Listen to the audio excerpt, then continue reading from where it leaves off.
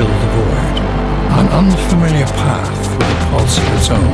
3, 2, 1. Final Encounter Cast.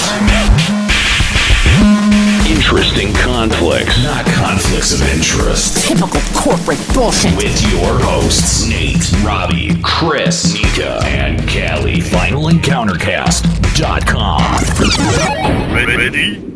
Get set? Go! What's up? Welcome to Final Encounter Cast. As we try to get some cameras going here. They won't know. I know, You right? ain't gotta say Don't that. tell them. Well, no, because now I got to reset the scene. Everyone's gonna know. They'll never know. There's no way that they Technical can't. difficulties don't happen on the show. You can't tell them. What are you talking about? They always happen and are constant with us. Welcome to the show. That was Thanks for the joining us.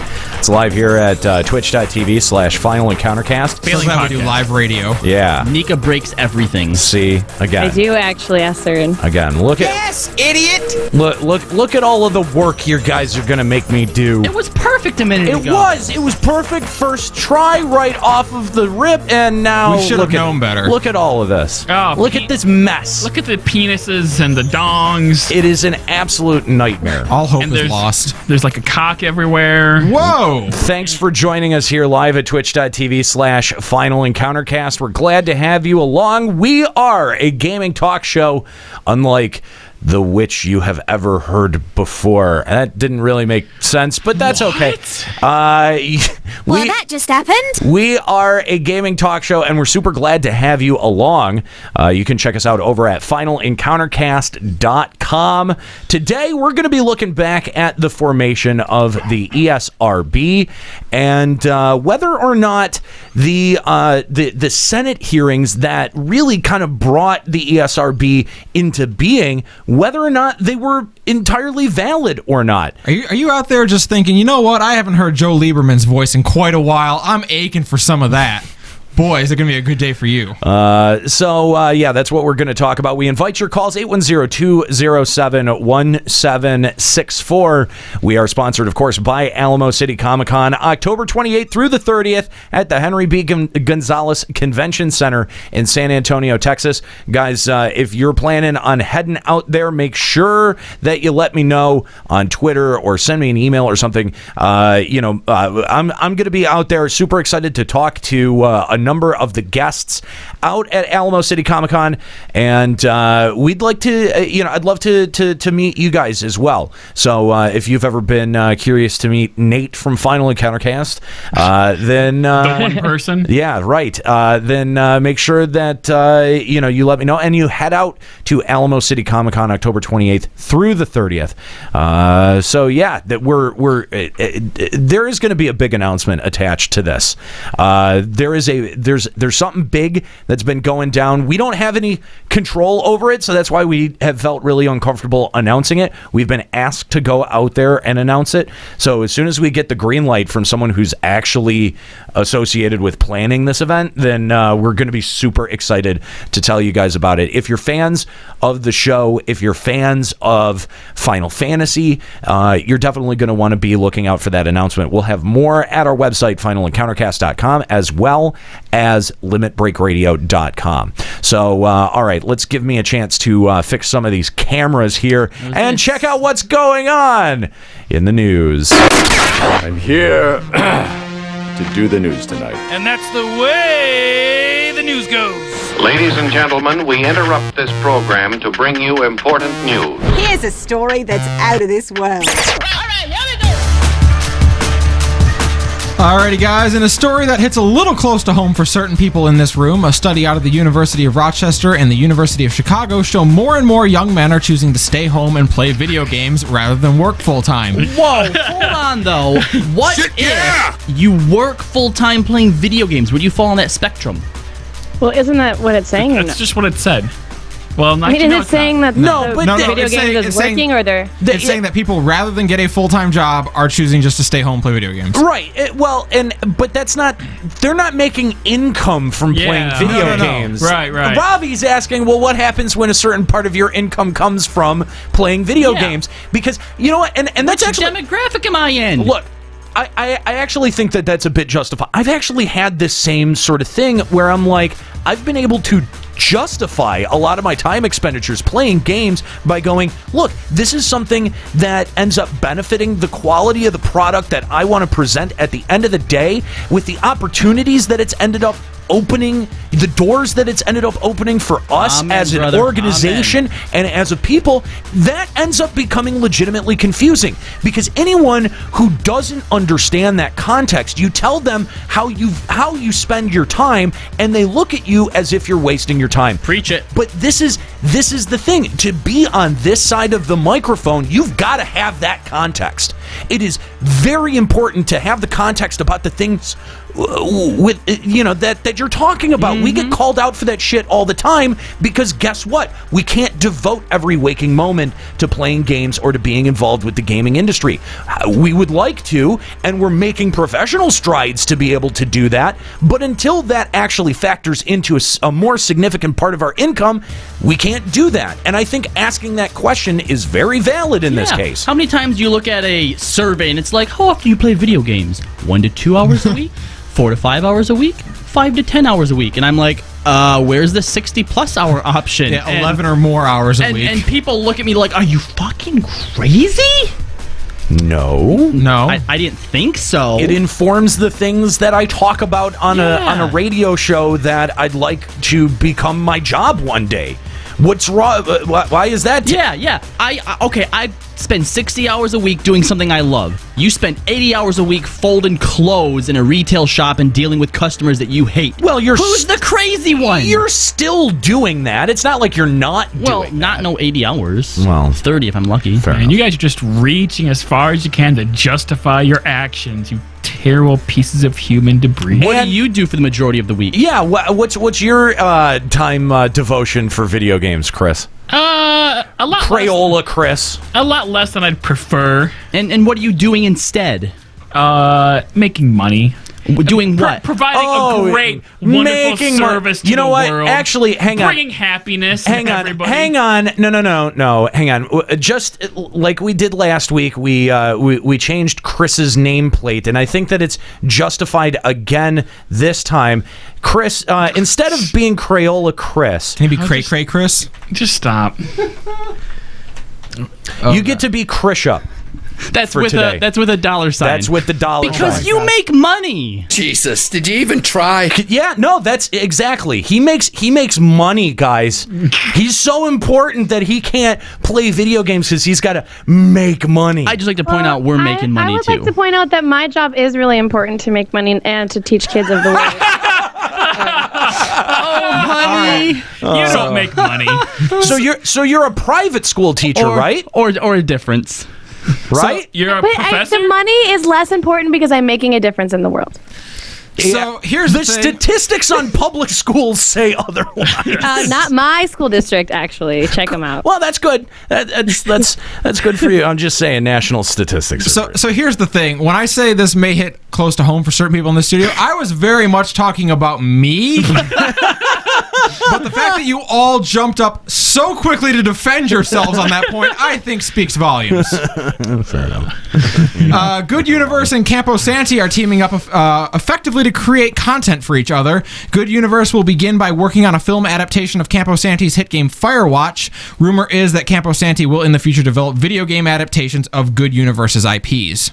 So this is kind of a weird lose-lose for both sides. Maybe. I don't know. I thought Firewatch was pretty good. No, yeah, good game. But when was the last time? Oh, hey, that great game made an awesome movie. That happened like never. Yeah, I don't think it. Well, the Mario movie. But I don't. You're right. Mortal Kombat. But specifically, the first one. Specifically, that game had some really heavy narrative influence. Like there was a really that was the entire reason to play the game. There wasn't much gameplay outside of the narrative reason, and I don't know. While I didn't play it, I heard enough people that enjoyed the experience that maybe that could translate into a movie. See, I feel like the most successful video game movies are based on video games that don't have any solid plot devices or anything. That way you can kind of there's not really doing any wrong. Like with the Mario movie, do you have plumbers? Are they Italian? Are there mushrooms? Do we stomp on Koopas? You're good.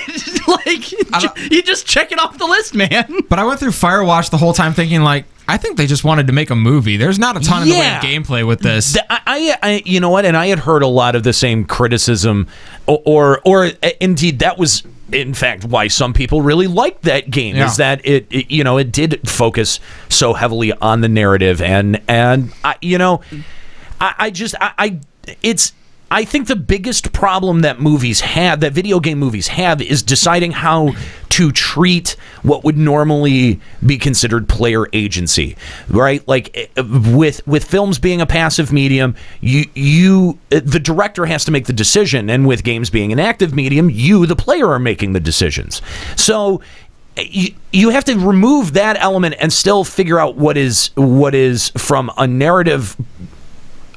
From a narrative sense, still appealing and still interesting about that story. I've long thought Metal Gear Solid would have made a great movie series. Although, totally. I mean, I know that they're now, like, there's talks that's happening, but I think they kind of missed the boat on that. When it was still just a PlayStation game, they could have taken the script from that, and, it could have been a way to tell people, look at what video games are doing with their stories. Now it's superfluous to even try to make that argument, because everyone already knows that good or impressive stories come from video games. It's not a point that people need to make anymore. And so now you've got to, instead of trying to convince people, look, these are the amazing stories that are being told through the medium of video games, it's now become an adaptation process. Just like movies about comic book heroes, just like, any readapted subject from another piece of medium, that it's intrinsically difficult to boil down what was successful about it and recreate it. So Champion of the newly formed WWE Cruiserweight division, TJ Perkins, made his main roster debut last week, and the music excited gaming fans everywhere. His onstage video package and theme song were both heavily influenced by arcade games, Mega Man in particular. Mega Man tweeted out congratulations to him after the win and praised his entrance theme. That's pretty cool. If you get a chance to go check it out, it's awesome. It was such a great entrance. The Mega Man actually tweeted him? The Mega Man? The Mega Man. He has a Twitter? That's why I'm like, wait, everybody has a Twitter. Yeah, Sonic has a Twitter that apparently tweets, helicopter memes. Fans, or are they official? That makes 100% sense, because he runs fast enough, he can travel back in time. But how old must the Mega Man be now? I mean, he's pretty old. Yeah. He's getting up there. Sonic's not the Flash. Well, we just found out that Mario's 24. There's not Sonic Point. Mario does not look 24. That's because Barry went back in time and changed it. Or did Sonic go back in time, so he never went back in time? Yeah, we're not going to play his entrance music because WWE likes to get chintzy about that on YouTube. Do they? And we don't need another strike. Yeah, but if you get a chance, go check out TJ Perkins' entrance music from last weekend. It was great. I mean, that's cool. I just like seeing video games as a cultural reference point popping up in more and more things, not as a way to sort of placate that, but as a way to genuinely engage the enthusiasm surrounding games. I am very critical about the way that radio and news media talk about video games when they do. Their nose? Yes, exactly. How many stupid stories have you heard, even surrounding Pokemon Go, that, you can tell the person talking about it is like, well, look at this new fad. I knew this all along. Oh, well, look at what all of the teenagers are doing. It's obnoxious. Yes. But I had actually heard, I was listening to Marketplace on NPR, and they did a report on Pokemon Go, losing subscribers and stuff like that, but they did it, the gal who produced it did it as a first-hand experience where she was already into it and playing and explaining why she was into it, and I was like, that connected to me. That was a way better presentation than, oh, look at this new weird thing that the kids are all into. And I've heard it as bad as some people just being like, if you are walking around playing Pokemon Go on your phone, you are a loser. Deal with it. Wow. Seems legit. No wonder you're a failing industry. Wow. Well, that's that whole like thing. Like, don't never adapt. Yeah. Never adapt. But hold the line. It's not. It's losing them a lot of money. Hodor. Okay. Hey, are we going to play the drop game? Absolutely, we should play the we drop. are. Yeah, definitely. I was actually just thinking about that. I'm like, did we do that on the other show, or was that this show? No, Should I that was bring it this up? show. Okay, hang on. great. But you know what? Fine, we'll go with it since it was out of nowhere anyway. Yeah, you're welcome. All right, but I've got a twist to play on the drop game because it was too easy last time. Drop it like it's hot. I won like 3 times. Yeah, no. Every time that we would, because I'm good at life. But no, it's because we were choosing from his stable of drops. Okay. Yeah, which I just trimmed that day actually. Yep. So here's the thing. There's multiple categories in there. So switch to the all category and tell me how many drops are in there. She's like, no. No, yeah, I don't want to do that. I don't like where this game is going anymore. No, this was the entire spirit of the drop game to begin with. How many drops are in the all category? 1,087. Okay. Oh, an extra 300 drops. Okay. Here's how this game is now played. To be able to get off of the all page and get back to your normal drops, you have to use drop 518. 518. Now, this takes him out of his circle of comfort because he's got some specific drops that he uses. Probably, like I think, Robbie, you had just mentioned, but maybe 300 less than that. I think it's even less. I think it's more like 600 less than that. I think he's only got about maybe just below 400 total drops in there. Okay, yeah, because he gave the number like 780 something last time. And there are some weird ones where, and again, I just picked one at random, but there are some ones in there that if given the context, he's going to have a really hard time working those naturally into the discussion. And time. Was that it? No, it wasn't, but it was burger time. So, okay, I'm going to add another caveat to it, too. Oh, my gosh. If you fail at it... No. This is purely because you talked shit the last episode and thought that you were so good at this. Yeah. Now we'll see. Yeah. Actually, you might want to change it, though. This one's kind of not good. Fine, 972. But just let him tell you it's not good. He has to find a way to use it. Well, it was just sucker. I mean, that was kind of not. No, okay. I'll give it. Okay. Yeah, no, that's true. Should I be an impartial judge to see if this is? Tell you what, if this is a doable drop, if it's or it just sucks. Sure. Okay. Sure. We'll make you feel important for once. Now, when you use it, you then have to let us know, like, okay, I used that and it was successful, or I used it and it wasn't. And if it wasn't successful, you now have to do 2 successful drops to get back onto your drop page. Yep. Oh, buddy. You're lucky we're only starting you at 1. Yeah. What was the number? 973. 973. 973. Yep. All right.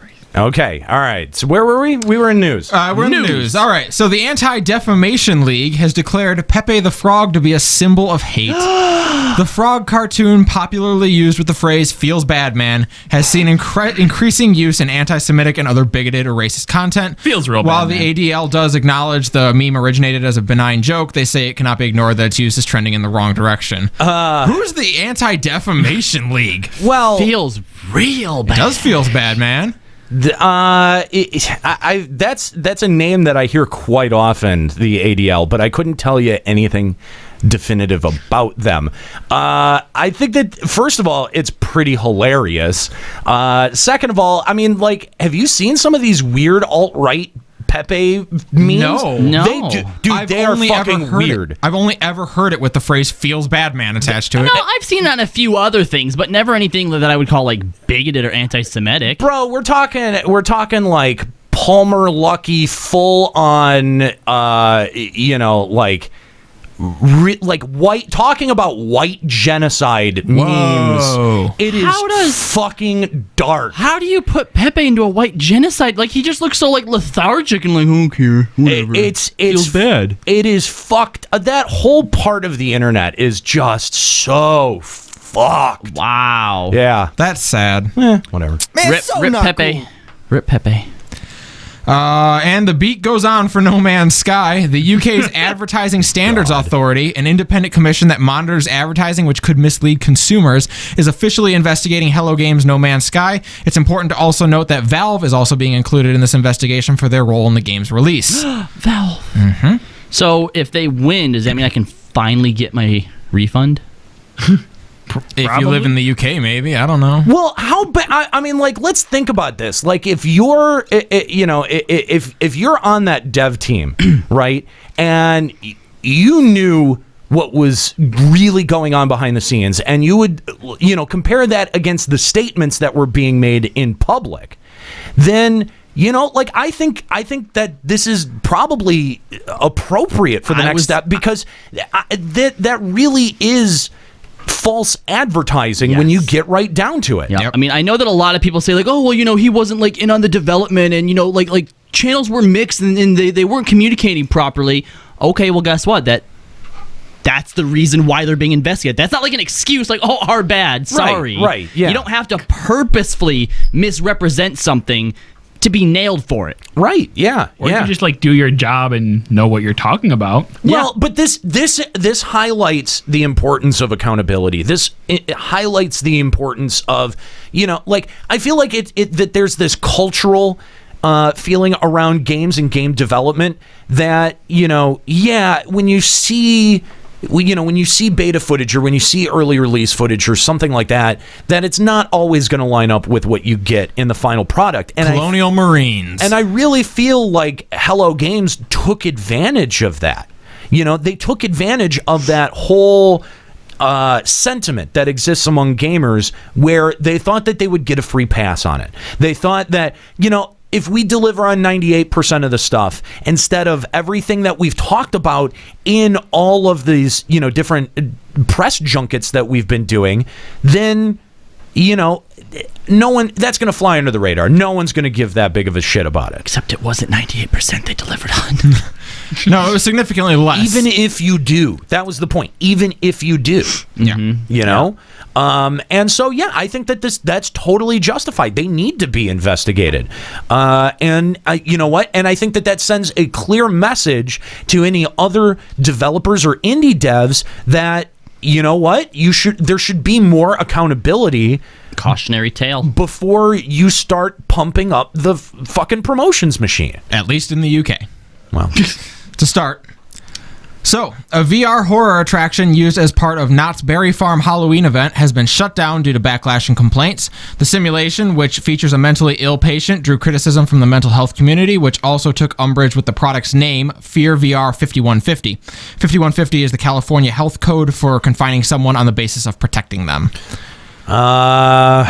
This is why we can't have nice things. I hate this. I really do too. I hate this. I hate, I get it. Like, first of all, asylum. Why do you hate mentally ill people? That's really, really rude. Yeah, clearly. But no, I think, like, the asylum theme is so done to death that it's just boring at this point. So I don't care about it from that standpoint.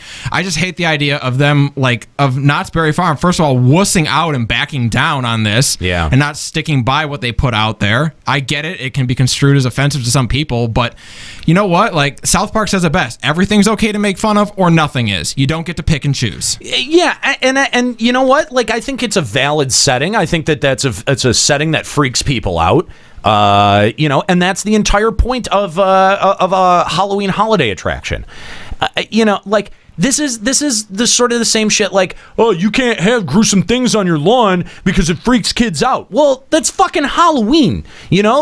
First of all, that's my property. Don't tell me what to display or not to display on my property. You can't actually fucking control that. And secondly, it's such a unnecessary reaction to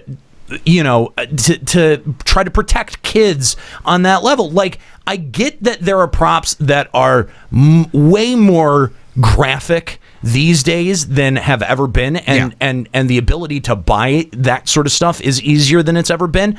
But, goddamn, dude, we can't. If everything is used, protecting children, that justification is used for fucking everything. everything, including what we're going to be talking about today with the ESRB and the creations of the ratings board and all of the concerns and the hand wringing that was done in this country for 5-10 years leading up to the debate about violence in culture and in media. Well, here we are almost 20 years later, and the media has gotten no less violent. Are we any more violent? Like, were the concerns well-founded? I think that's a question to ask. And again, like, going back to Halloween, just quit fucking ruining Halloween. Quit ruining fun shit. Yeah. That's a Nero's job. That's right. I get to shit on fun because I get to unpack it and make it unfun. Whose phone was that, by the way? You're fired. Sound like Wasn't me. out in the main room. Mine's on silent and doesn't make that noise. Definitely wasn't mine. Wasn't mine. Nika? What? Is that Not your me. phone? My phone didn't make any noise. Anyway, Ubisoft CEO Yves Guillemot proclaimed that Nintendo will be back in the race with the NX after working with the system a bit. This, of course, amounts to very little as Nintendo still has not dropped any information about the NX. I don't know, man. I'm actually starting to come to the other side of this. No, get out of the bubble, wait, Nate. Get out of the bubble, Nate. It's a trap. Flopping so much. Which side are you on now? What side have you come across to the side thereof? It's hard to keep track with you Daddy. sometimes. It's going. First of all, stop that. Second of all, no. I think that between technology, the amount of things that have changed, like the amount of attitudes that have changed over at Nintendo, if a successful piece of hardware was going to come out, now is the time for that to happen. And I will say that it is Nintendo's last ditch effort at hardware. If they don't succeed with the NX, they're going to go the way of Sega because they have to. They would have to be able to protect and not a console. To protect their IPs. Yeah, that would be the only thing that they'd be able to do, or else they'd have to sell off. Do you not remember IPs to float the company? That email that we got, it was a while ago, that talked about like what their net worth or how much they have like in the bank is. It was like somewhere in the trillions, wasn't it? Yeah. And you think that if they fail on the NX, that it's going to hurt them that bad? Yes. Huh. Yeah. I think they're still going to own the console or the handheld market. No, because I think handhelds are done. This is the last generation. Yes. If you look at the statements surrounding the Vita this past week, yeah. Dude, but the 3DS is such a good system and everybody loves it. Yes, but we've all got fucking phones. These things that we all carry around with us everywhere. Oh, these things. And that are so but ubiquitous. Children don't carry around phones. Oh, don't. Oh, Nika. Nika. You don't think that the biggest majority of 3DS players aren't children? Because they absolutely are. No, I don't. I think that the most of the 3DS owners these days are like mid-teens and starting to age up, because I mean, look, I've got two cousins that are in elementary school. Yeah, they have tablets. That's all that comes to our store. That's all they've ever gamed on was tablets. And when I got them a 3DS, they didn't fucking play it. It never got played. Those selfish little diglets. Honestly, what? I mean, like, it really is like I'm tempted to ask for it back, because I'm like, fuck, I could use 2 3DSs. They're like, what? Oh, you mean our coaster? It is a generational thing. Like, yes, young kids play on mobile devices far more than they play on a specific gaming device. A device that's made for gaming. Mm-hmm. Yeah, phones, tablets, mobile technology is going to take over that market 100%. And now that we've seen Pokemon Go succeed, we know that gamers can jump the fence. We know that if the product is strong enough, that gamers will game on their phones. So, yeah, I think that this is why, I think this is why we're seeing Nintendo's early moves right now to like a hybrid type deal. To put really good stuff out, with the Nintendo branding out into a mobile market. I think that that's going to be a big part of their strategy moving forward. Now, why I think the NX could be good is because graphic technology has gotten to the point where either you're looking at producing the ability to do VR or you've got it, right? Like, that's the next big thing, is being able to put out resolutions that are so small that you can have a screen right in front of your eyes. Okay? Hardware doesn't need to be that amazing to do what Nintendo still just wants to do, which is put a fucking game on the screen and let people play it. And I think that while other companies are off chasing this technological the technological rabbit down the rabbit hole, that if Nintendo focuses on just making good games, that strategy, which they've had for the last 10 years, will end up paying off dividends if they keep it moving forward. That's why I think that Nintendo could actually pull out of this with the NX. I look at this that way, though. Like, when is this system coming out? Because if they're still trying to stick to first quarter next year, I call bullshit. We are less than 6 months from a release then, and we've not even looked at the thing. Yeah, I agree. E3, maybe? I bet it's just a dick in a box. Shut up. It would be more fun to play with than a Wii U. Okay, then. A dick in a box. Anyway. It's no secret J.J. Abrams has been working on getting a Half-Life and Portal movie into the works for the past few months. This week, he said there will be a meeting with Valve next week, and he expects to be announcing a Portal movie very soon. Well, he seems very confident. Yeah. Well, and very driven to create a Portal movie. Is that really a thing that? I mean, he's been working on that for a bit Portal now. Yeah, and Half-Life. Yeah, he wants to do movies two for those. movies, or are they the same movie? Different movies. Okay.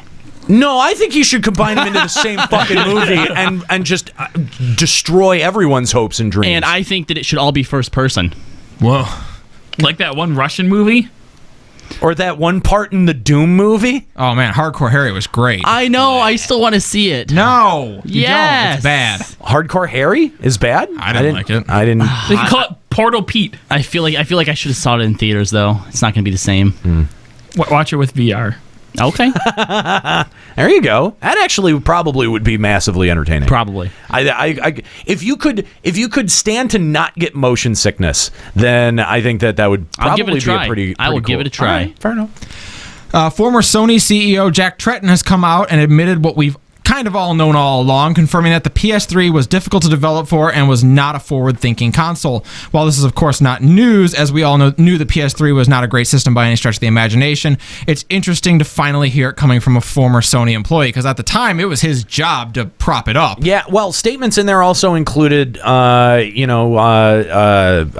about the Vita's failure, and I mean, it just seems like that era of Sony did not, in Sony's history, did not go well for them.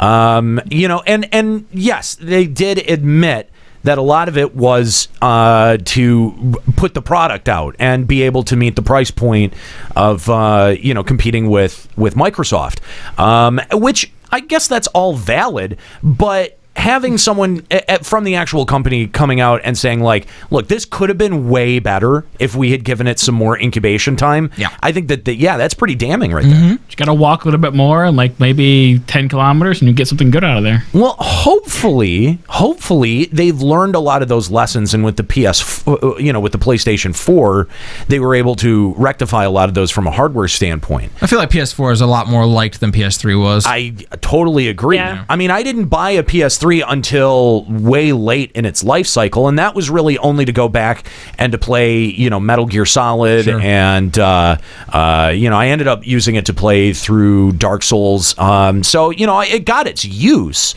and I was glad that I owned it. But yeah, it really, when you compare it up against the 360 was the clear winner out of that generation. Oh yeah. PewDiePie's Tuber Simulator, an app game which simulates creating and growing a YouTube channel, has quickly become the number one app on the App Store. Yes. The game was so well received that it crashed the servers out of the developer Outer Minds. Despite the problems Yes, at it launch, crashed the iMac that they were running it on because they expected no one would give a fuck. Despite the problems at launch, the game has been well liked, rated currently at a 4.8 out of 5 with over 85,000 ratings in the Google Play Store. That just seems like fandom. That's just but Pokemon Go was just a great game. Well, no, it was a terrible game. And Also it had propped up by fandom. It had problems. Yes, it was also propped up by fandom. But I mean, that's fandom in a like a 20-year-long video game series. They earned that fandom. Yeah, not fandom in some Swedish dipshit that's been shouting on YouTube for 6 years. There's a big difference. 40 million people like him. There's something to be said. Hey, you know what? We've been podcasting for 10 years. We should get that 40 million. And we don't have 40 million people who like us. No. But I bet we have 40 million people that hate us. Maybe. Or just you. All of us. You and your stupid burger headphones. Your burger headphones are stupid. They're pretty great. Everyone loves my burger headphones. They bring all the listeners to the They turn you into a stupid sandwich is what they do. Man, bring up another YouTuber's popularity and watch the LBR hosts turn on each other. Hey, to be fair, we turn on each other anyway. And enjoying the show. No one asked for your opinion. Did you see her face change?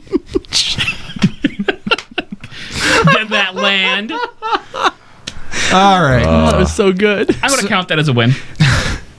Wait, was that it? It sure was. Ah, damn it. Oh, no. Damn. You're going to want to go low if you want new drops. Or different drops I don't have. Fine, 47. To the other side of the page. I hear him over there But I clicking. thought he gets to go back to his regular. Now we're changing the game. 47. Move that goalpost back. That's right. That's what you're good at. Women in Games International has teamed up with Girl Scouts to create a workshops which will allow young girls to explore potential opportunities in the field of video game development. Upon completion of the workshop, the Scout will, of course, be able to earn the first ever video game badge. Oh my god! What? That's I was awesome. a Girl Scout for like a million years. I would love that badge. That makes me so mad. Nika Why wants couldn't they do that when I was- Nika wants to be awarded that badge retroactively. How many badges yeah, did please. you get, Nika? I made it all the way through to when I would have gotten to like the final stage of Girl Scouts, but our troop fell apart. So I got as many as you can get from Daisies, Brownies, and Junior Girl Scouts. Oh, Were you an Eagle Scout? It sounds a That's lot like Boy her Scouts, raid but- group. They make it right to the end and then they choke out. Whoa! Wow. Please. Below the belt. I got as far as hearing that the next stage was Weebelo, and I was like, I'm out. I am out. Wait, you were a Boy Scout? I was a Cub Scout. I was a Cub Scout, and then when they were like, "Yeah, you're You next," gave up at Weeblo? Yeah, they're like, "Yeah, Weebelo is your next."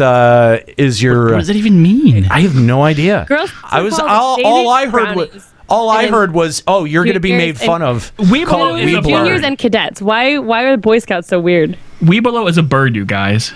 That's a stupid bird. You're a stupid bird. How I would just you thought know? We below, like we are below. See I that? think it's no. Weeblo. Well, I all I heard was "we blow," and I was like, I get called faggot enough every day at school. I don't need that hanging over my head. Weebelows wobble, but they don't fall down. Like Somebody I can punch tell him. you, going back to the topic here, that when Star Fox 64 was like so popular, me and my Girl Scout friends would play pretend Star Fox and like hide under tables and pretend to shoot at each other like we were Star Fox characters. We were all video game fans. Where were the video game badges for us? Damn it. Nika, I'm sorry, but that sounds stupid. In Star Fox, you are constantly in motion. You don't hide under fucking but tables. we're little girls on feet. We don't have ships. Little girls I had a on ship. feet. Just saying.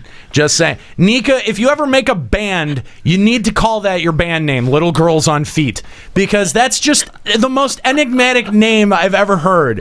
Why would they be on feet? What's the other option other than feet? I don't know. Feet sounds like some type of weird street name for some new drug. Smells really bad, but boy, the high it gets you. Smells bad, man. Oh my god, you guys are making me cry. I don't know why I'm laughing so hard at this. Holy shit. Oh my god. I'm I have not cried laughing in a very long time. You're welcome. Not since she got her diploma. Oh! What? Oh man! And we lose cameras. Oh man! That joke was so good that it made Skype killed the shudder. cameras. Did you see that? Both cameras are down, by the way. Genius. Well, how's that my fault? You're the engineer. Oh, Nika's came back up. Yeah, Nika's is back Oh, up. I'm not Nika, a circle? don't No, cry. you're fine. Yes. Yeah. No, I have to like wipe my She's teeth over there and like, my makeup. why This is like ridiculous. Why don't you cry more, Nika? Did your NPC get killed? Did you have to shoot your entire mother base? We just got to see Nika flip us the bird. Do it, motherfucker! Pull the trigger! Oh my God! Was that it? Was that the one? No. No. I'll Okay. let you We're know. still playing then. All right.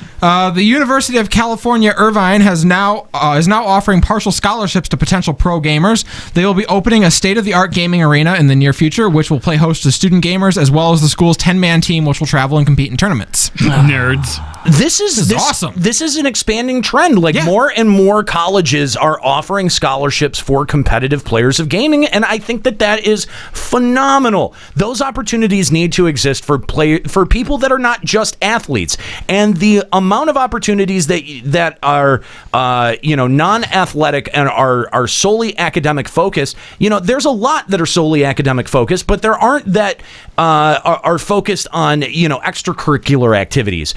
In terms of and Robbie, you know this, in terms of competitiveness for acting scholarships, that is through the fucking roof. Yep. In terms of competitiveness for creating for media content creation and the scholarships that are handed out and awarded for that, incredibly competitive. And for people whose big talent in life is being able to play video games at a competitive level above other people, they need to have some Deserve to be recognized, too. Yeah, and they deserve to have those opportunities as well. And it's great to see that colleges are recognizing that this is something that's marketable for their programs to have, that it's good. I mean, it's just good in terms of visibility and competitiveness, but it also does a lot to bolster the technology end of enrollment, because people who know that there's a competitive video game program there,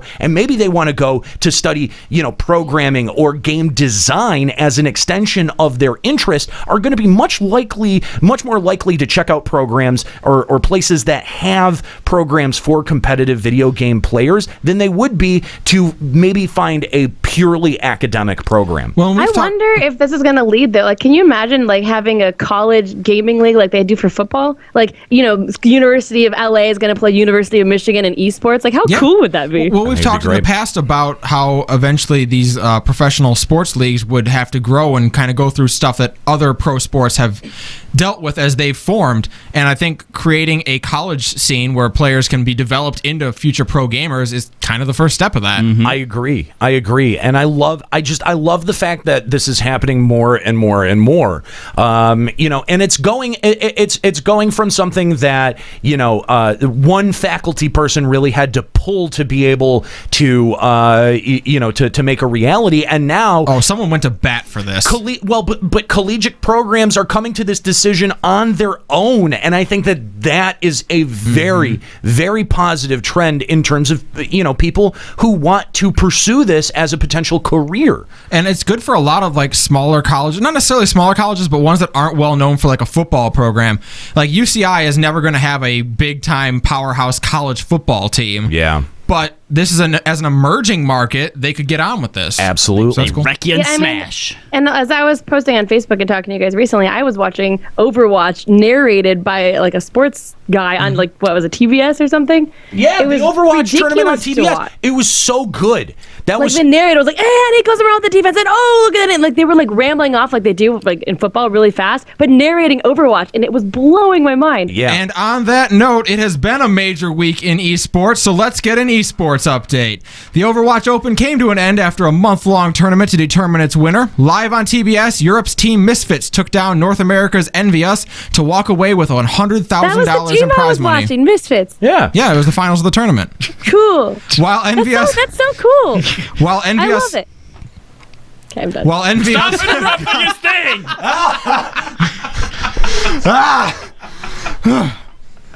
Are we good? He's so prepared for it, too. right?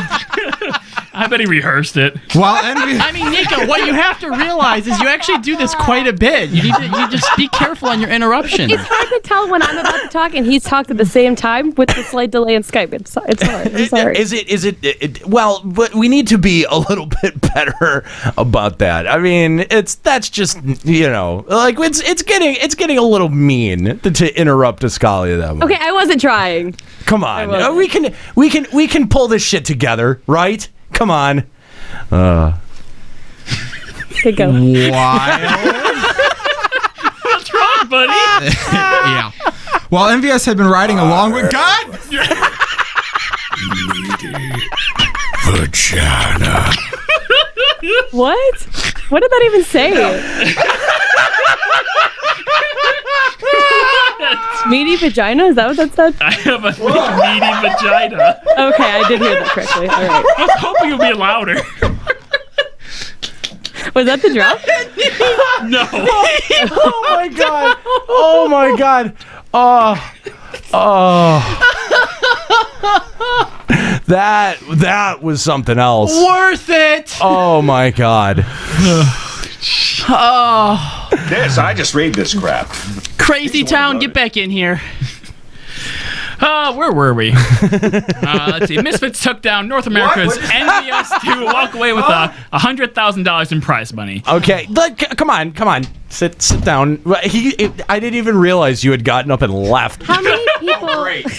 How many people are on an Overwatch team? Wait, I don't play Overwatch. 12. So if you're on a professional Six. Overwatch team, There's like the 6 per Misfits, team. and they won, how many people won? What? Like I don't know how many they have. Do they have like bench? Do you have warmers, backup people? Or I'm sure. Yeah, they would definitely have some bench players and a coach. Because I wonder then if they won $100,000, how do they split that? Because it sounds like a lot, but if you have like 20 people, it's really not. Their starters will get a higher percentage. Their bench players will get a smaller one, and their coach will get a percentage. I don't know how they split it, but It's still a good pot. I mean, Yeah. it's especially for a game that's been out for under a year. And Nate knows a lot about pot. Speaking of which, by the way, Battleborn has recently gone free to play, guys. Yeah, well, that's a shock to no one. In under a year. Yep. So while Envious had been riding a long winning streak extending.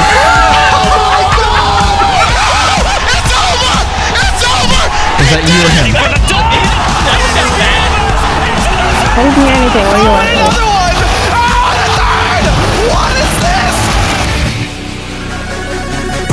I thought you would want your actual intro for this bit. Yeah, it sounds fun. It wasn't like 5 minutes late or anything. You're actually a monster. You're actually Bender bad. starts right now. No! Point! Did that say Nate Bender starts now? Big No, Bender. it's Big Bender. I thought it said Nick too. Like, what? It's very. Well, you see why I put that as a drop. That's an awesome drop. Man, we're never gonna get there, are we? I'm just in We're not even going to get to our topic. We're No. going to get the entire 2 hours of the news. guys, serious. Let's be professional now. Callie. I don't believe you for a second. Callie. While Envious had been riding a long winning streak extending all the way back to Gamescom, Misfits had to bring 2 backups onto the team just 3 weeks before the final. Despite the disadvantage, Misfits took a 3-1 win in the best-of-5 series and heads home victorious. In League of Legends, meanwhile, the 2016 World Championships are officially underway as the 16 best have convened in San Francisco for the group stages, which kicked off on Thursday night. While almost every division remains up for grabs, there were definitely some highlight moments over the first weekend of play, the greatest of which has to be Team Ince's shocking defeat of Edward Gaming. Edward Gaming stood as the Chinese #1 seed in the tournament, while Ince was a wildcard entry from Brazil. While it may go down as one of the biggest upsets in Pro League history, Ince was resoundingly beaten by H2K on Friday. The final day of group stages will be today at 7 p.m. with the first game scheduled for around 7:30. And that is what's going on in esports, so for more information on the news and other stories, visit our blog at finalencountercast.com. Good job. Were you not happy with your intro? I thought you wanted it. You actually make me want to throw up sometimes. You're the worst person. Wait, worse than me? You see, like, I've just come to expect it from you so much that you can't do much anymore. Oh, challenge accepted. What about I expect the worst out of from everyone. Like, I just love the number 6 for no reason. Challenge accepted. He's back on his drop board now. No, I'm not actually. No, I love that. Oh, that's. What? Nika, is Krisha asking for more challenge mode drop? No, I'm drop time. I didn't even say that. I just said I'm not on there yet. Nika, why don't you pick a number for him? Yeah. Let's number 1. Number 1. Okay. Numero uno. Wow, that was the most uninteresting number that you could have selected. I'm just saying. I feel like it's probably going to be something he doesn't ever use. So. It definitely is something that he never uses, but. What was that? That Are seemed you pretty keeping resigned. track of your points? No, I'm writing down the number so I don't forget. Yeah, that one sucks. Oh, 1. So you one. don't forget oh, 1? Shit. Holy crap. I would forget 1 too if I were you.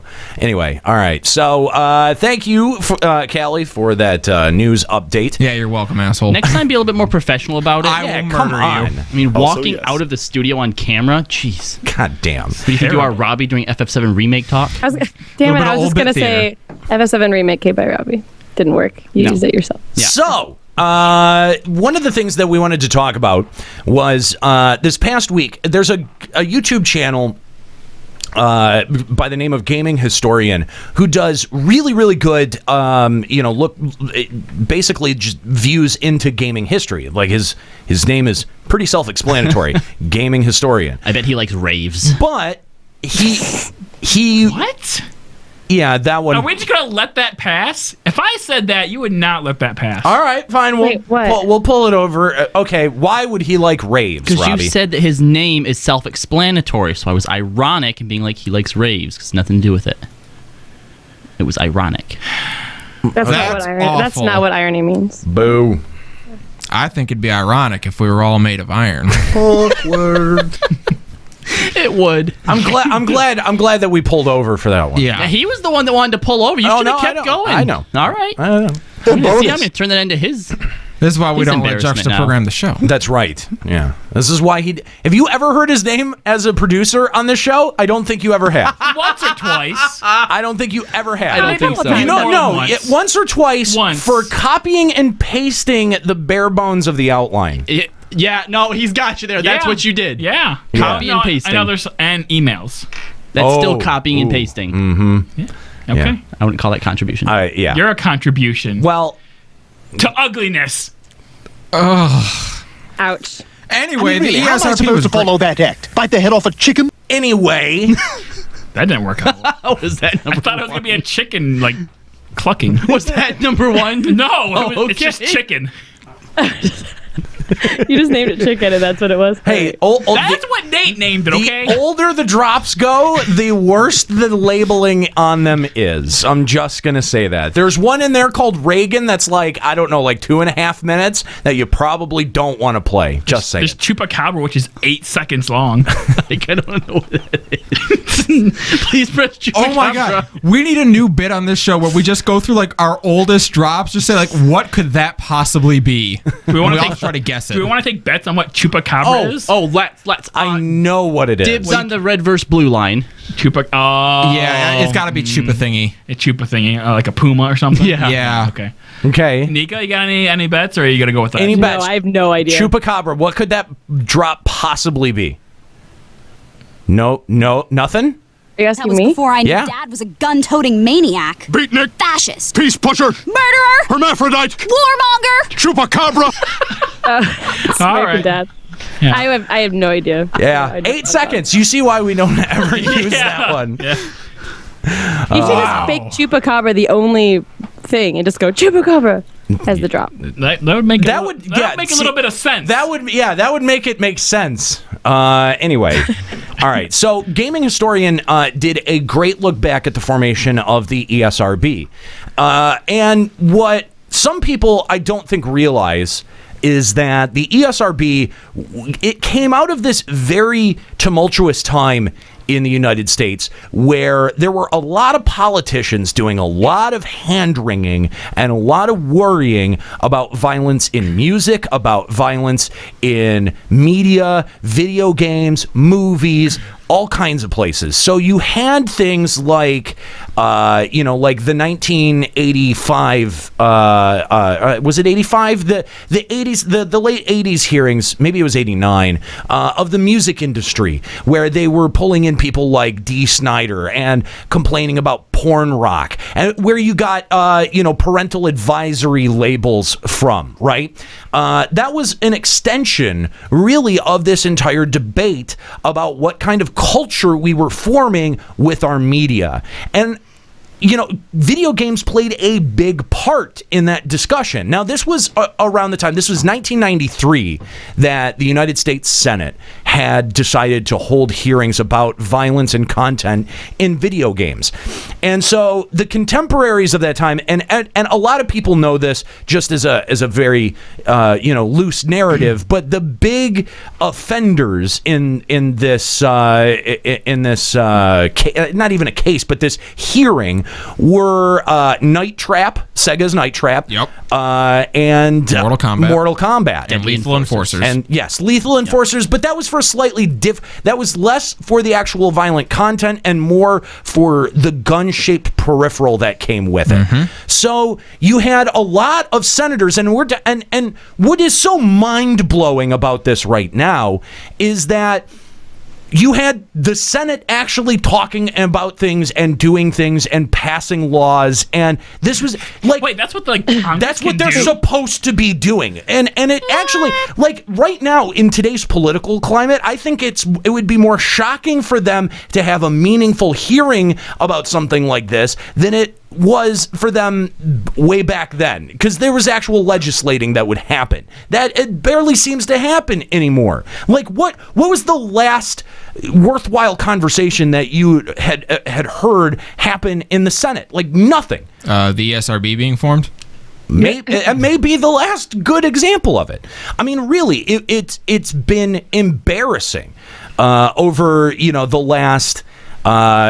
last decade, how little progresses forward through any of our legal establishments. And the fact that they pulled over and decided to talk about video games, I think that in and of itself is notable, because I don't think you would see anything like that.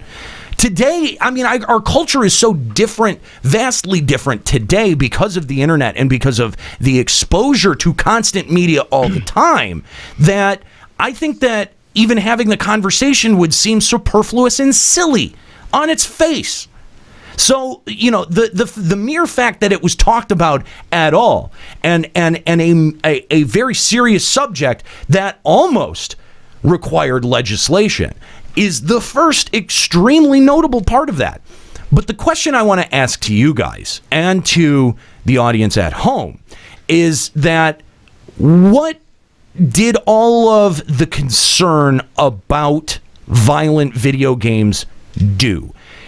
If there had been legislation about violent video games, what would that have done? If the government had not left it to the video game industry or an independent board to regulate the content messaging in their product, then what would government intervention have done? I'm actually of the opinion that had the government been the one to step in, and it wasn't, the video games legislating themselves, that it probably would have turned out somewhat the same way, because I think that if the government was if the government would have been in charge of doing it, right, they probably would have brought in people that knew a little bit more about it, right? I don't think that the literal senators who were there would leave it up to themselves to look at all these games, right? I'm not sure I agree with that. I don't know. I don't know. And here's why I think that it wouldn't have turned out largely the same, is because look at what happens in the creation process for a game, or really any creative thing, when you you've got the will of the creator and the want of the creator to express something. What about and the then soul of the creator and the eye? but then it's got to go through a filter, especially if you're at a AAA game studio or a game publisher, where it's got to go through the filter and meet the standards and practices of the company for which you work. Now, some creators like Hideo Kojima at Konami, when he was at Konami, pulled more clout, and so they were able to push through that filter a little bit easier. Yeah, but you're absolutely right. But game creators oftentimes are given projects from up above. I mean, when was the last time, like a Final Fantasy project has to be given to someone by a Square Enix board member, or someone who, you can't just be like, if you work at Square Enix, you can't just be like, hey, I'm going to make the next Final Fantasy game, guys. Right. Does anyone want to work on my dev team? That's never something that's ever happened, right? So when you look at big franchises like that, and especially when they've had big personnel changes, like, it's clearly not the same fucking thing. Right. I recall a specific line from the video when they had actually made the board, that they had went back to the centers, and they were like, look, one thing that you want us to do that we're not going to go back and rate all the other titles. Just it's not feasible. Right. And we are not going to straight up say you can't have this type of content in it. Right. We're going to do is we're going to inform the consumer on what is contained within the packaging. Now, had it been the government, we don't know that they would have used the same filtering mechanism, but at the same time, you would have had another filter that you would have had to push through. So even if that game company, as conservative as they are because they want to protect their profit margin, you've got, once you get through that membrane, you've got to push through, government intervention as well. Yep. And if they were much more hands-on and saying, well, no, we have a moral obligation to step in and guide this content for the for the moral turpitude and future of our nation, then I think you would have had some really big problems, and I think that it would have stymied creativity across the board. All right, yep, I agree. Changed my mind. And because video games are such an international industry, how would you regulate the import of Japanese games, or even the localization of Japanese games? I think that that's something that no one in that equation had even bothered to consider. And you've got to weigh, and we see this much more now because the video game industry is much more global, as is all industry. But we see this much more now, like, how do you weigh the cultural taboos of one culture versus another when presenting a game? Like when you look at the backlash to things like Bravely Second, right? Like, what reasonably can the creator do if they've done all of this work to create this game? They've done all of the programming, they've done all of the asset work, they've done all of the animation work, they've animated all of the fucking keyframes, they've put all of the dialogue with this so that it creates a fucking story, and then you go and have a special interest group of 5 people raise their hand and go, well, this 10-second thing, this one reference is really offensive to me, and so you need to change the entirety of your game. It's not like a movie where you can just excerpt that one part out. There's like significant changes that you have to do programming side to be able to account for that. Not everything should have to be gone through with such a fine-tooth comb as that. And it's ridiculous. It should, the way that the industry works now, where a market goes, product goes to market and it lives or dies by the success of its idea, I think that's the best way to do that. And the only way that you got that was the formation of the ESRB, which is notable for being an independent agency apart from any governmental agency that is not, and it's also apart from the video game industry, but that it really did lead to one of the very few self-regulating media industries in this country. Well, it's amazing how everyone got on board once the government threatened to intervene. They said, you do it or we do it. Within a year, the ESRB was formed. Right. Like, you talk about like risking basically the government putting its hands in the pockets of companies. Companies very quickly decide, no, we'll take care of this ourselves. And I think nowadays that's why our culture has such low patience for the idea of video games, being blamed for something, right? Because obviously the hearings of '93 or any media. I True. mean, really, Yes. I think that the willingness to believe or put weight in that narrative has been eroded completely because we've seen, in the last 20 years, we have had extremely violent and prurient media. Media creations, whether Yes. it be, whether it be the most extreme forms of music, or whether it be the most extreme forms of movie, it's interesting that most of that is treated as inherently valid, and you get way less. Like, what would this conservative group? What would they have thought about Game of Thrones if they had seen it back in 1993? But imagine even what just they put on the news nowadays. Like if there's a huge terrorist attack or some terrible tragedy somewhere, it's 24 hours news of that all the time. Yeah. And this is stuff that isn't being packaged into a little box that you have to go out and get and look like. Boom! It's just there. You flip on the TV and it's everywhere. But the idea is that as a culture we're being slowly desensitized to violence. But I don't think that that's necessarily true. I abhor violence just as much as I ever have. I've always abhorred violence. I'd never partake in violence. I'm not a violent person. And if I see violence in front of me, I'm going to do everything that I can to stop it. Including resorting to violence? With violence. But if, You didn't deny that. No, I'm not going to bother. Got him. Not going to bother even giving it a response. But, I don't think that my exposure to violent media, because I do expose myself to some of the most inherently violent media, whether it be movies or video games, and it's satisfying too. I mean, I can recognize the fact that playing Grand Theft Auto is something that is extremely satisfying, even though anyone seeing those acts play out in real life would be horrified by them. Absolutely horrified. And it's because we're able to compartmentalize the difference between fantasy and reality. And yes, you know what? There are sick people out there who do not have that ability. Has nothing to do with video games. Has nothing to do with video. The video game can serve as the trigger. It but can. it doesn't mean that video game is the cause. Exactly, but that doesn't. It also doesn't mean that just like one sick person can do a lot of damage with a gun. One sick person being influenced by a video games can also do a lot of damage as well. But we are no closer to banning guns today than we were yesterday. Further away than ever. And the same can be said of any form of media. It's purely escapism, and the statistics show that sick people are sick regardless of their exposure to media. Not exposing them to media does not necessarily make them unsick.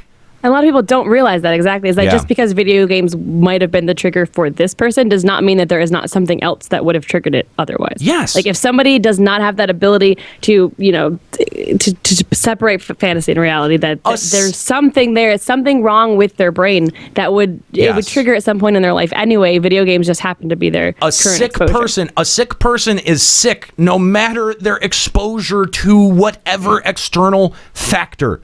It doesn't change the fact that you're sick, and triggers can come from anywhere. It doesn't have to be a violent piece of media. It could be, someone thinking that, someone has bugged your apartment and, this lighter moved 6 inches that way. That means someone else is here. Like, there are all kinds of fucking triggers that sick people have. My cousin has schizophrenia, and it's fascinating and horrifying to see what sets her off. And it can be as simple as, I'm not on my meds, and, I don't like the color purple today. And it's just, there's no reason. And the thing is that taking that thing that is the trigger away from everyone does not remove the potential for them to do damage or to harm other people. The only thing that does that is being able to increase mental health services and options to people who are sick. That's the only thing that can help that.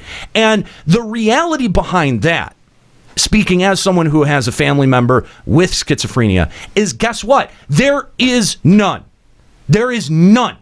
If you have a crazy person in your family, there are very, very few things that you can do outside of getting them in trouble with the law to be able to get them the help that they need. There are very few establishments. There are very few, actual, places that people can go anymore. Institutions. Help. There are very few institutions left to be able to help with things like these. And that's, if you really want to try to meaningfully address some of these, violent outbursts, that's the place that it starts. Because it's sick people with mounting frustrations in their lives that see no other way out. And they act out on it. It's never been about the influence of video games. Dylan Klebold and whatever the other guy involved in the Columbine massacres, they didn't mod Doom, and that was the thing that triggered Columbine. Like they had the plans long worked out for that terrible incident, and the Doom mod was just their way of acting out the fantasies that were already playing in their head. You can't sit there and actually tell me that a video game inspires violence. What's what bugs me anytime you hear one of these conversations come up is there's always the concern of correlation versus causation. People look at around and say like, oh my God, think about all these shootings and bombings and everything that's happened, and they're horrifying. But at the same time, it's like, I don't know if that makes them more prevalent than they ever have been before. The way media is today, you hear about every last little thing that happens. Yeah, and it actually seems that way. When you look at the statistics, 2015 was one of the least violent years that this country has had on record. Apparently there's been some studies that have been going around showing like as violent media has risen and people are kind of able to use that as their catharsis, violent crimes are falling off. That you know what? That makes total sense to me. I mean, we've seen a lot of scientific studies about the way that violent media impacts the way that we think, and there's something to that. I think that there's something to catharsis and being able to work out a lot of your problems through the media that you consume. I don't know. I mean, it's been proven too, like even in more worldly terms, that even being exposed to easier access to porn has lowered the amount of rapes that happen. It's in general the same mentality works in all aspects. Yeah, it's weird to think like a more repressed culture leads to more people acting out on their urges, as opposed to a culture that says, you know what, act out your urges, but do it in a safe environment. Do it in a digital environment. Do it where you can shoot jizz on your keyboard and not in somebody's eye. It's one of those things like,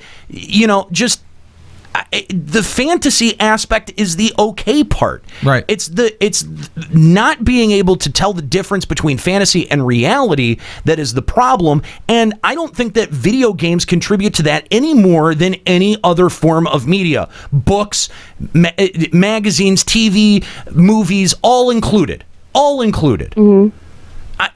There's no proof that the mere the mere fact of being able to interact with it does anything except give the person a sense of satisfaction when they complete something in the game.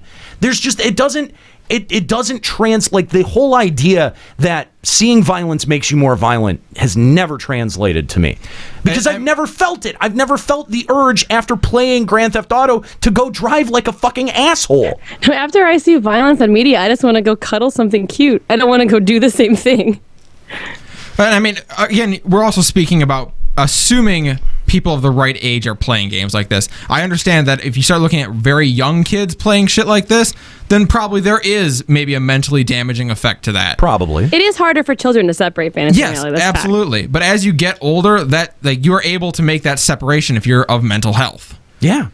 Yeah, absolutely. But that's where something like the ESRB is valuable, where something very good did come out of this. For all of those kids who had negligent parents that allowed them to get, a game like Grand Theft Auto very, very young, or, people who would go and play it at their friend's house who had negligent parents, that didn't make an entire generation of more violent people. I don't think that means it raises serial killers. However, there have been more incidences of like a kid stealing their mom's gun and shooting their friend because they think they can respawn. Like that has happened with very young children. However, the ones who don't do that do not necessarily grow up to be murderers. I don't know that there's any. Statistically, I don't know that there's been an increase. Anecdotally, you could probably say that, but also anecdotally, you could look at Beavis and Butthead in the mid '90s as inspiration for a kid burning down his house with his kid sister inside. Anecdotally, sure, we can kind of look to all of these different incidents of like, oh well, that could have been avoided if he, if this kid understood. But again, that's just dumb parents. It also could have been avoided by his mom locking up her gun properly. That too. I mean, there are other factors at play other than the media inspiration for it. And the fact of the matter is that we don't see killing like that en masse. We don't see, violence like that en masse. It's these very like little pocketed stories that happen. And yeah, when we hear about them, they're terrible. But you would think that if violence had this far-reaching impact, violence in media had this far-reaching impact, that at this point that we've had, incredibly violent imagery portrayed in media for a good 25 years, that the adults that it would create, or even the kids as we grew up, would inherently be more violent. And I don't think that that's necessarily true of our generation. Is our generation violent? Sure, we can be. We have the potential to be violent just like every other generation before or after us. But I don't think that introducing video games as a variable has made us intrinsically more violent. I think you kind of hit on the problem there. Like, while these stories don't happen super often, when they do, they're always very visceral, and the imagery that is associated with them is horrifying. Right. And that's the problem, is because that's what sticks in people's mind. Well, and again, this is an extension of mentalities that had been ingrown in every other piece of media. We've seen either censorship or cracking down of every other form of media prior to video games. You had McCarthyism and blacklisting in TV.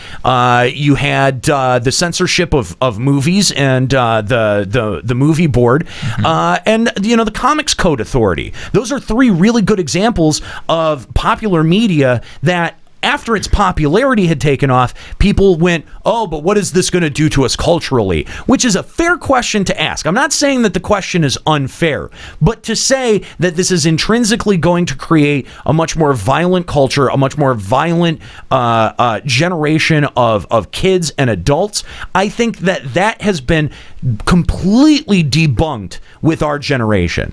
I think that our generation proves that your exposure to violence in media does nothing in terms of making you more violent. Some of the gentlest and nicest people I know are like these huge horror fans. That just they love bloody body gore, stuff. Yeah. And I'm like, oh no. Well, for me, it goes like I talk about that imagery that is created when something like this happens, but this has existed forever. But in the 50s, if a shooting happened 10 states over, you were as likely to not hear about it as you were to hear about it. If something like that happens today, there's no way you're missing it. Yeah. There's no way.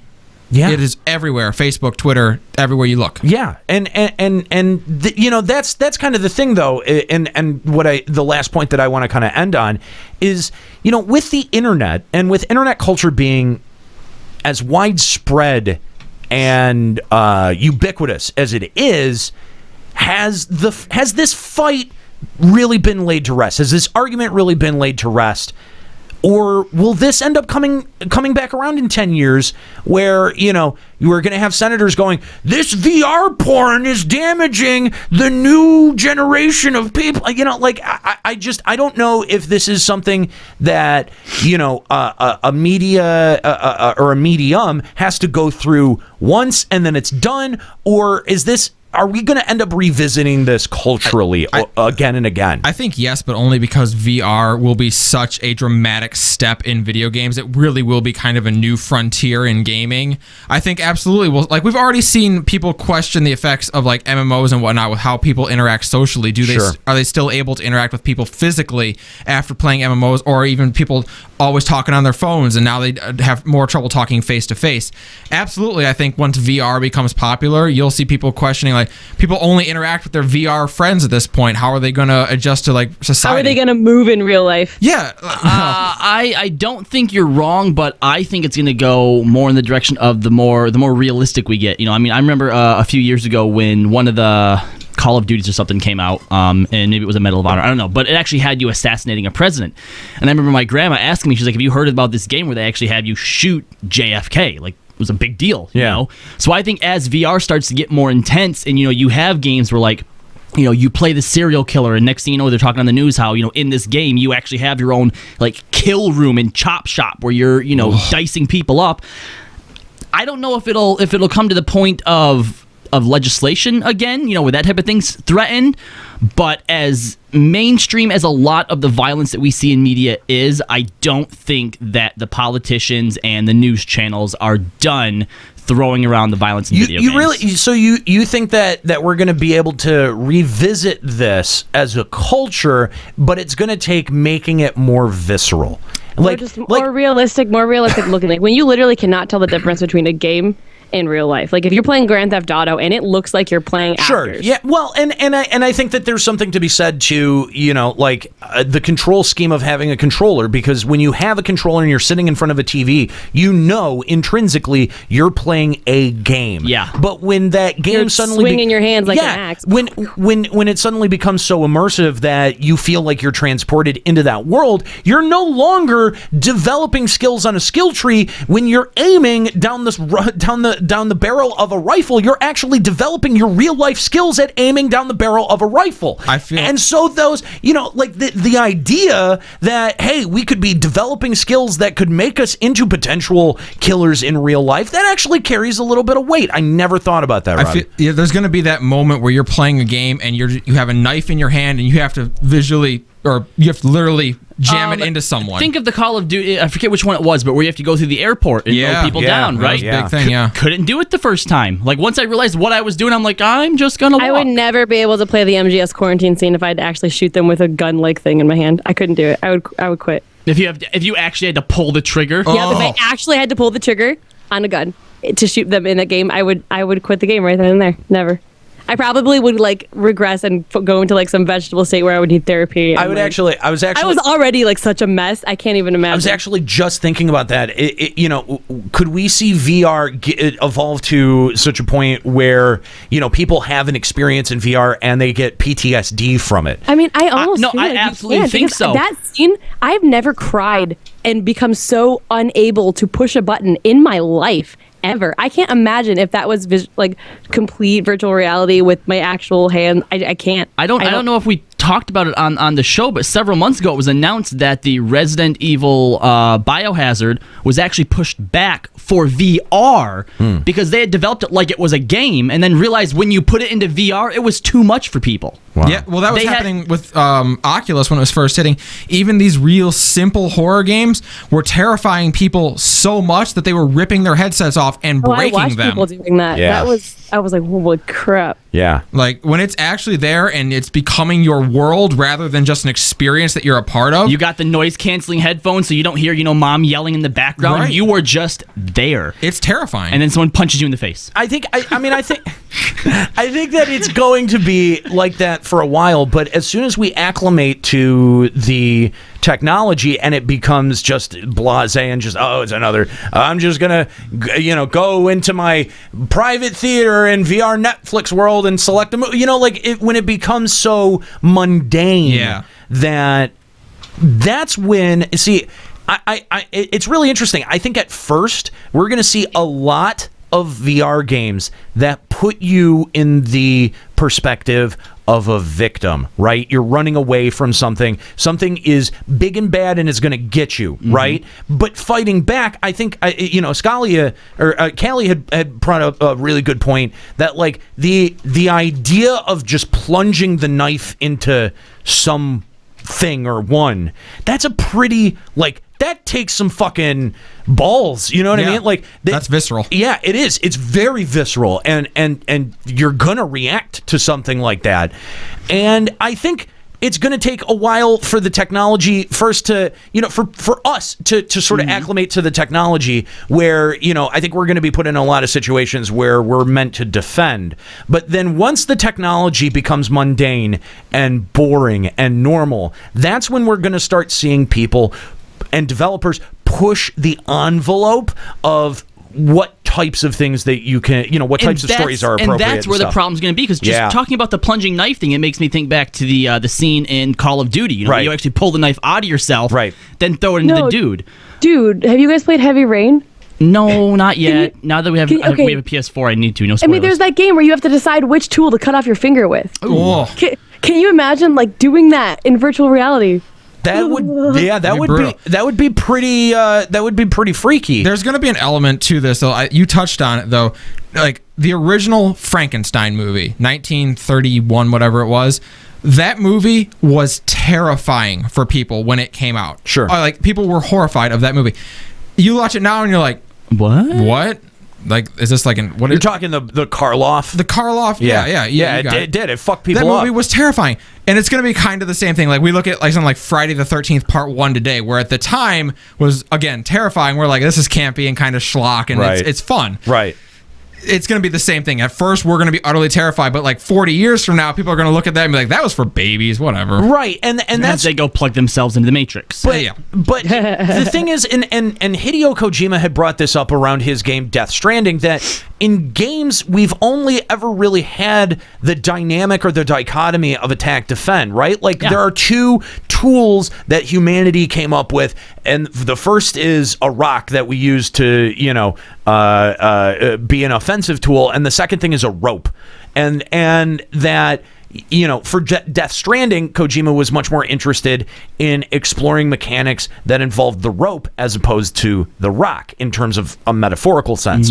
And I think that you'll sort of see some of the same things, because though, enacting violence in a first-person setting that is more than a button click, it takes a little bit more. And I think that may be a fair question to ask. Like, does that dissent? At what point in the fantasy process do we lose the ability to differentiate the difference between real violence and play violence? Because hitting a button to shoot a digital gun, press X to murder. Yeah, like that's one thing. But if it was put in your hands, the torture sequence from GTA 5, right? Like, if you're put in the situation where you have to enact all that violence, what do you do? Well, and here's the thing too, because as a developer, being able to put someone in a position like that, like, you can push a message so much clearer and so much harder than you could in a book, in TV, in movie, whatever it is. Totally. Nika, you talk about how you felt having to kill off all your people in quarantine.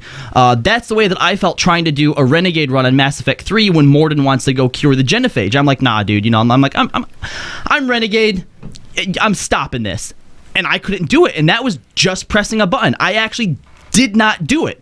So I went Paragon for that one moment in a Renegade run because I couldn't do it. So imagine putting people in that position.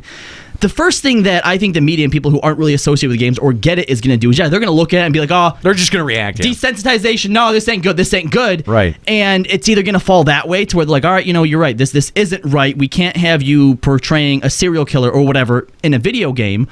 Or, and I think this is less likely, is that, they can realize that putting people in positions like this in a safe environment can really teach them something. Well, it could really hit home moral messages far better than the potential for games to do. I mean, even games being interactive, they have much more of an opportunity to deliver a moral message through the choices that you make and through player agency. But this takes it to a whole nother level. Like it's sort of on the base level questions whether or not you can continue moving forward and participating in this game and in this experience, or will something inside you say, no, I can't do this. It's not right. It's not right.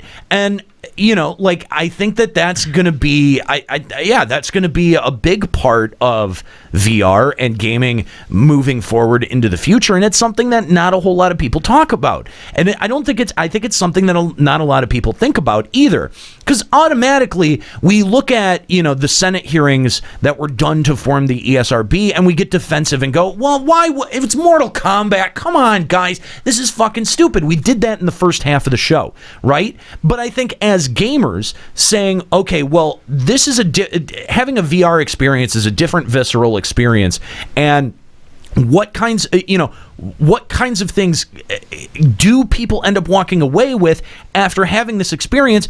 Because even very simple experiences like a roller coaster VR can make people have extremely physical reactions. Yeah. And now we're not just talking about somebody's emotional ability or their maturity level, but we're talking about physical aspects of either the way that your brain is configured, or the how queasy your stomach is. Like, these are factors. These are factors. Yes, heart attack. These are factors that are going to have to be weighed for people's continued participation in VR. How long until you have to put on like a little pacemaker that says, okay, your heart rate's at 140, pauses the game, turns it off. Yeah. And I mean, you look at it like you kind of hit on it there. Like the ESRB at the time, we look at it now. It's like, oh, it was Mortal Kombat. It's kind of whatever. But they were at that time were also watching video games develop at an incredible pace. We had in a relatively very short period of time gone from tiny little pixels and Atari games to like people that were dripping suddenly recognized, things that were recognizable as human all of a sudden on the Sega Genesis. And we look at how it's come since then, and Nika kind of hit on it. It won't be long before telling the difference isn't going to be as easy. Yeah. And again, I don't think that there's any criticism of those Senate hearings, because the ESRB has been so widely successful and has been such a boon to the industry, which all of us love and all of us love spending money on. And I think that that's a really important thing, because, we could have had the second video game industry crash if the government had gotten involved and suddenly started going, well, if Mario eats mushrooms, what kind of message does that send? Are we telling kids that they have to eat magic mushrooms? That's kind of concerning. Is that a drug reference? Like, you don't have so many fingers in the fucking pie with the ESRB. It's very much, look, you just got to submit to us before it goes to market. We're not gonna hound you about content, but we'll give you a rating. Great example is a game called Big Rigs, which is utter trash. It is maybe the worst game I've ever seen in my entire life, and it's got an ESRB rating despite the fact that I'm not sure it's done. I don't even know if they finished the game before they put it out, because you can't lose. What's it about? It's a truck racing game. Oh. And are the a racing game you can't lose? No, yeah. The enemy truck, either if you have the early build of the game, does not even move, and if you have the later build of the game, stops right before the finish line. Oh, really? Yes. This isn't the trucking simulator that had no collision detection, where you would just drive. Sure is. Oh, it is. This is where you would just drive through mountains. Yep. Okay. This game got an ESRB rating, and that's the point. By any like logical human who would look at this and say, like, you shouldn't be allowed to sell this, but the ESRB said, nope, that's not our job. Grade it.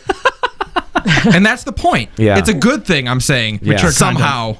Yeah, no, it's not out there to tell you, look, this is our rating of the product. Right. That's what the game media is for. They're there to go, what's the content?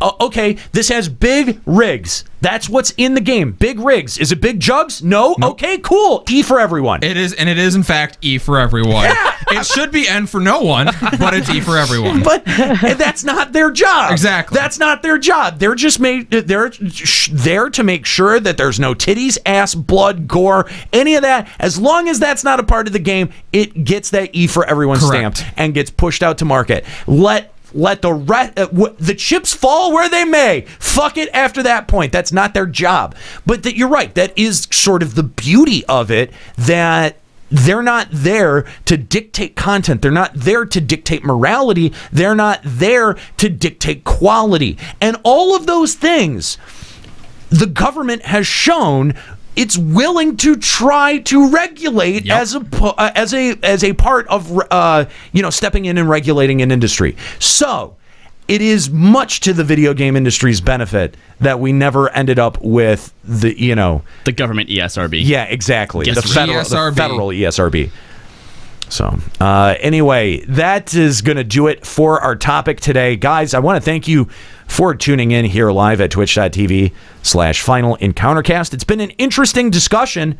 And again, I want to plug Gaming Historian, because a lot of this conversation was really spurred on by his video. Mm-hmm. So if you're interested in learning more about these Senate hearings, and by the way, you fucking should be, if for no other reason than to see Nintendo and Sega executives be so aggressive at each other. Say, that's one Holy of the biggest thing that I took away from the video, but had nothing to do with our conversation today, was I was 6 when this happened, right? So I had no knowledge of it. So when I went back and watched it, I'm like, oh, actually the hearings themselves were good, and the ESRB was great. The ugliness came from Nintendo and Sega trying to freaking hang each other. Yep. Oh yeah, they were spoilers. Nintendo wins. They were rushing to throw. Nintendo always wins. They were rushing to throw each other under that bus. They could not have gotten there fast enough to throw the other one under the bus.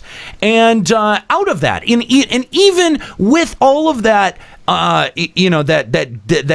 discord and aggression and bad blood between those two companies, that they were able to come to terms and agree on something like the ESRB and not let it get weighed down in political quibbling or trying to parse it out in one company's favor or the other. That they came together and said, this is something that we need to do for the benefit of the industry, or else the industry as we know it is going to evaporate out from under us. Was one of the smartest decisions in any industry ever, and they should absolutely be commended for it, because they narrowly avoided catastrophe with having the government step in and get involved. And I think that speaks to the discourse that we have going on right now. Look, we can come together and be able to get things done even when we don't agree. And this whole kind of obstinate, like any opinion but, like every opinion is wrong but mine, it really just it has no place in being helpful or moving our society forward. Even furries? Even furries. And he'll be damned if he ever has to defend them again. Yeah. Don't ever ask that of me. Definitely not furries. I don't know what we were talking about, but not furries. Ever. I like to imagine, knowing the story behind all this now, that when the day that Nintendo actually, got Sonic, like, they're just sitting there and then one guy's just like, you know what? Come a long way since 93, haven't we? And that guy's just like, motherfucker. Some guy, Sonic, who's just had his pay cut for the 3rd time this year, is like, ugh. Yeah. He's going to go in so many sports games.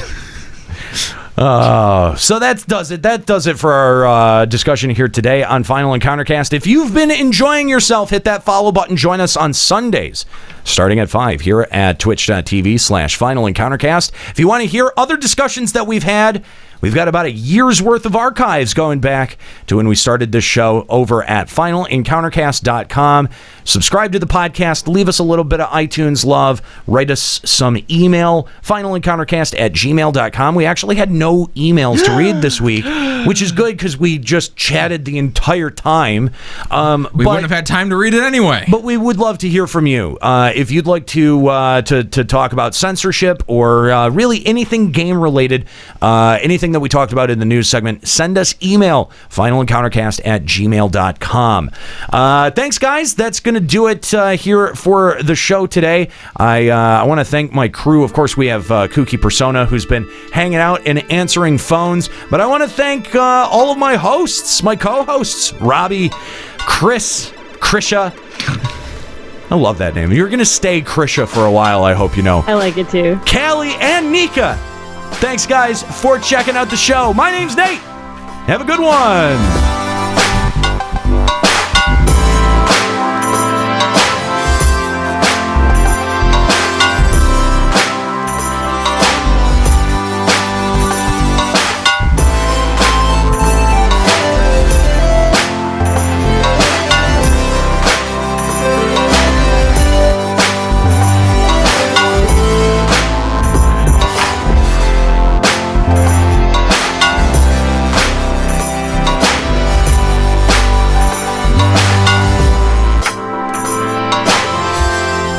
Final Encountercast is a production of FinalEncountercast.com, Limit Break Radio, and Bender Media Productions. Today's episode was produced by Nate Bender, Callie Sloan, and Kooky Persona. This show was made possible by the generous Patreon donors of the podcast Limit Break Radio. Opening music provided by Keyboard Kid. More info and music can be found at keyboardkid206.bandcamp.com. Closing music provided by Sobsy. For more info, visit sobsy.bandcamp.com. For links to articles mentioned on this show, check out our live blog at FinalEncountercast.com. Final Encountercast and its hosts are solely responsible for its content.